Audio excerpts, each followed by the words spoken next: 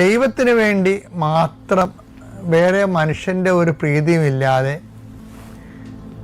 അതുകൊണ്ട് മനുഷ്യൻ്റെ നമുക്കൊന്നും കിട്ടത്തില്ല.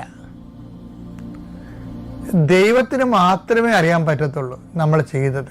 രഹസ്യങ്ങൾ അറിയുന്ന പിതാവ് നിനക്ക് പ്രതിഫലം നൽകും. ചില കാര്യങ്ങളൊക്കെ ആൾക്ക് മറ്റുള്ള അറിഞ്ഞില്ലെന്ന് വിചാരിച്ചുകൊണ്ടേ നിങ്ങൾ ടെൻഷൻ അടിക്കരുത്.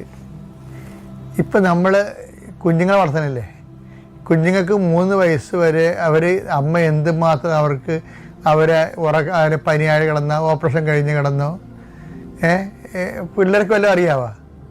നമ്മളിങ്ങനെ എപ്പോഴും പിള്ളേർ പറയും, നീ 3 വയസ്സ് വരെ നീക്ക് ഇന്നെ കിട്ടുവാന്ന് പോലും പേടിയായിരുന്നു മനുഷ്യന്. ഞാൻ ദിവസങ്ങളോളം ഉറക്കം തന്നിട്ടുണ്ട്. ഈ പാട്ടൊന്നും ഇനി പാടേണ്ട കാര്യമില്ല. പാട്ടിൻ്റെ കാര്യമില്ല. അവരെ അറിയത്തില്ലല്ലോ. അവർക്ക് അറിയാത്ത കാലത്ത് നീ അവർക്ക് വേണ്ടി ചെയ്തതല്ലേ.